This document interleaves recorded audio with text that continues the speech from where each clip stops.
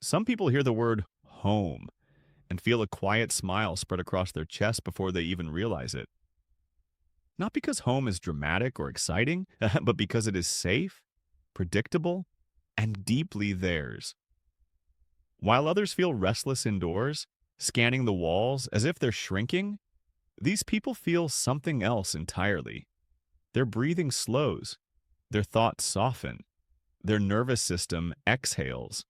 Loving to stay at home isn't laziness, fear, or a lack of ambition, even though it's often mislabeled as exactly that.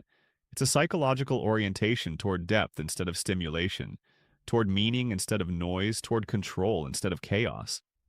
And once you understand what's actually happening inside the minds of people who love staying at home, the stereotype collapses completely.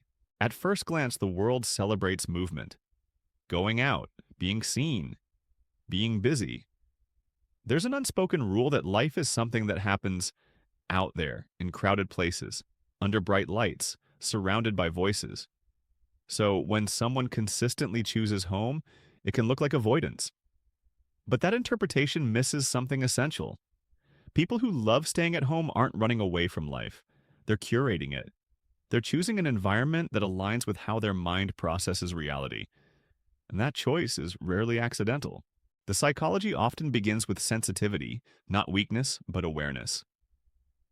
Many home lovers are highly perceptive. Their brains register more input than average. Sounds feel louder, lights feel brighter, conversations feel heavier.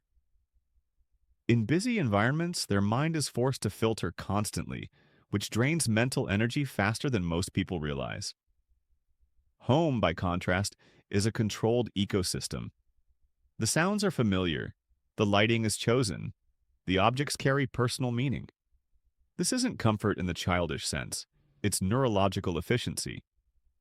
When the environment is predictable, the mind can finally stop defending itself and start exploring inward.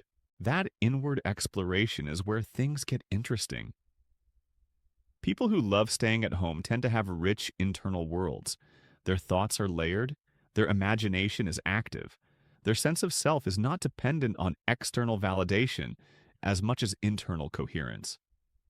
This doesn't mean they dislike people, it means social interaction, while meaningful, is costly. Each conversation is processed deeply. Each emotional exchange leaves a trace. At home, those traces can settle. Outside, they stack endlessly. There's also a strong link to autonomy. Home is one of the few spaces where behavior doesn't need to be negotiated.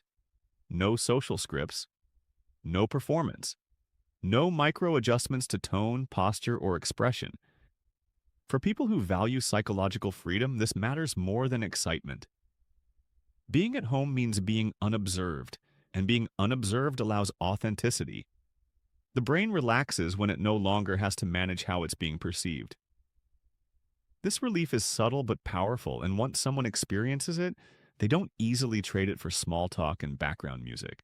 If this already feels familiar, stay with this idea, because it goes deeper than personality.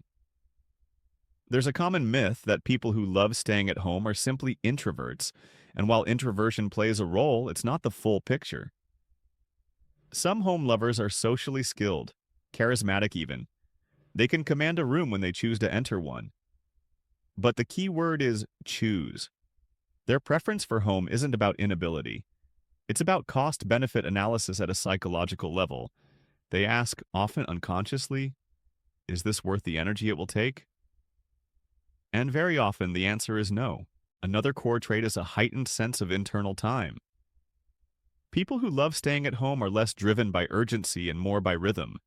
The outside world runs on schedules, deadlines, and constant acceleration. Home allows time to stretch. Moments aren't chopped into obligations. They can sink into a book, a thought, a creative project, or even silence without interruption. This isn't boredom, it's absorption. Psychologically, this state is close to flow, where the brain enters a deeply focused, rewarding mode. Many people chase this state through extreme experiences. Home lovers access it by closing the door. There's also an emotional intelligence factor that often goes unnoticed. Being at home creates space for emotional processing. People who love staying at home are often deeply reflective. They replay conversations, analyze feelings, and search for meaning in experiences. This introspection can look like withdrawal from the outside, but internally, a lot is happening. They are integrating, they are learning, they are recalibrating. Without this time, emotions pile up unresolved. Home becomes the place where the emotional ledger balances. This is why forced extroversion can feel exhausting or even distressing for them. It interrupts the cycle of reflection and integration. Imagine constantly being asked to react without ever being allowed to digest. Over time, that creates anxiety, irritability, or emotional numbness. Staying at home isn't a retreat from growth. For many, it's the condition that makes growth possible. If you're finding yourself nodding quietly while listening to this, you're not alone. And you might want to stay connected to ideas like this because understanding your psychology changes how you treat yourself. People who love staying at home often struggle with guilt. Society subtly tells them they're missing out, falling behind, or wasting potential. This message seeps in, even when their inner life is rich and fulfilling. The result is a constant tension between who they are and who they're told they should be. That guilt is not accidental, it's the product of a culture that equates visibility with value. But psychologically, value doesn't require an audience. Some of the most complex thinking, creative breakthroughs, and emotional insights happen in solitude. Home lovers intuitively know this, even if they can't always explain it. Their minds thrive in low-stimulation environments where depth is possible. They're not less alive, they're alive in a different direction. There's also a strong connection to self-trust. People who love staying at home often trust their internal compass more than external trends. They don't need constant confirmation that they're doing life right. This can look like passivity from the outside, but internally it's confidence. They know what nourishes them and they choose it, even when it doesn't look impressive. This quiet self-trust is rare, and it's often developed through years of observing how different environments affect their mental state. Another layer is safety, but not in the simplistic sense. Home represents psychological safety, the kind that allows vulnerability without risk. Outside, vulnerability can be misinterpreted, exploited, or dismissed. Inside, emotions can exist without explanation. This is especially important for people who are emotionally deep or empathetic. They feel others' moods, tensions, and expectations. Home acts like a buffer, a place where those external emotional frequencies fade and their own signal becomes clear again. This is why many home lovers are drawn to creative pursuits.